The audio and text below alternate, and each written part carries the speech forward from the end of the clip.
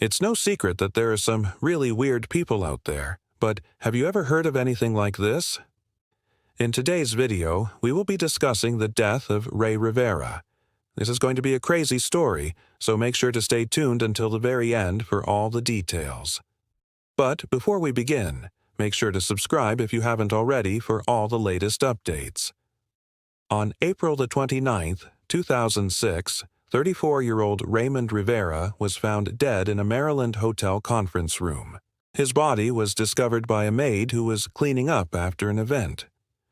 The man's body was sitting upright in a chair with a plastic bag over his head and tape around his mouth. He was fully clothed except for his shoes, which were removed. There was also a piece of paper taped to his chest with a message written on it. And 2 pieces of paper were found in his hands. At first, the police couldn't figure out what had happened to him, but they soon learned he had been at the hotel for a plumbing convention. But why would someone set up such a bizarre scene and then call the cops to report their crime? Let's take a closer look at what might have actually happened. At the time of his death, Raymond Rivera lived in California with his wife and son. He was born in New York City and grew up in New Jersey. His family said he suffered from schizophrenia and he had been taking medication for the illness. Rivera worked as a plumber and traveled often for work. According to his wife, Rivera left New York on April to attend the Plumbing, Heating, Cooling Contractors Association trade show in Baltimore. His wife spoke with him on the phone on April, but she said the conversation was strange. She said her husband sounded paranoid and talked about people chasing him. When she told him to come home, he responded by saying he was too busy. And then he hung up the phone. That was the last time anyone heard from him. On April 29th, at around 7 a.m., a maid at the hotel went into room 228 to clean it. The room was occupied by Raymond Rivera. A name badge outside the door identified him as a guest speaker at the plumbing convention.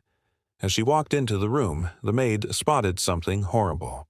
Rivera was sitting in a chair with a plastic bag over his head, and his mouth was covered with tape. It looked like a gruesome form of self-immolation. The horrifying scene almost made the maid pass out, but she quickly came to her senses and did the right thing. She immediately called the front desk and reported what she had found. Soon after, the police arrived and they began to investigate. When officers entered the room, they saw the disturbing sight of the dead man with the plastic bag and tape over his head. He was completely naked except for his socks. One of his shoes was found under the bed, but the other one was missing. An empty pill bottle was found in the room, along with a number of personal items. But the most shocking discovery was made when the police searched the man further. They noticed a piece of paper taped to his bare chest. It read, "I am a member of the Order of the Solar Temple." On top of that, 2 more pieces of paper were found in his hands. Each of them contained strange messages. One said, "He who seeks the light must first walk in darkness." The other one simply said, "Be not proud." Police were baffled. Who was this mysterious man? Why was he found dead in a hotel room with bizarre secret society symbols all over him? Was it a case of murder or suicide? If it was murder, then who killed him and why? Police released the photos of the dead man to the media in hopes that someone would come forward with information. After seeing the pictures, someone contacted the police. The person who called himself a friend of Rivera's told police that Rivera was a member of a group that believed the end of the world was near. He said Rivera was deeply involved in the group and its teachings. He said he received a phone call from Rivera on April. Rivera told his friend that the Illuminati was after him. He believed that the Illuminati, a powerful secret society, had infiltrated the group and was trying to kill its members. He told his friend he planned to expose the conspiracy. But what exactly did Rivera mean by that? What was he talking about? Before we move on, we want to thank you for staying with us. Please don't forget to leave a thumbs up if you want to see more interesting videos like this. Also, make sure to subscribe so you never miss any new videos. Now, let's continue. Rivera's friend told police that Rivera had become increasingly paranoid in the months leading up to his death. He stopped going to work and spent most of his time alone. He seemed convinced that his friends and family were part of the conspiracy against him. On April, Rivera flew from California to Baltimore to attend the plumbing convention. His friend told police that he believed the Illuminati had followed Rivera to the hotel, and that was why he died. The friend said he tried to convince Rivera to come home, but he refused.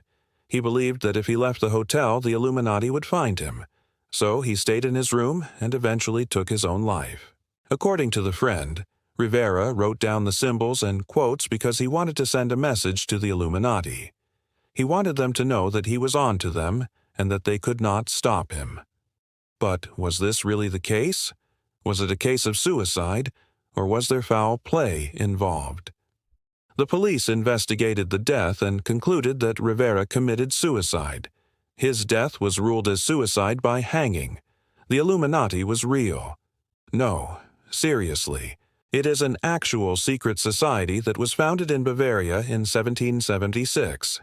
Its members included some of the most influential people in the world, such as politicians, bankers, and celebrities. The organization was known for its bizarre rituals and its goal of controlling the world. In 1785, the order was disbanded, and many of its members went into hiding. But it is believed that the organization survived in secret, and it continues to operate today. The Illuminati has been blamed for everything from the French Revolution to the assassination of John F. Kennedy. Of course, there is no evidence to support these claims.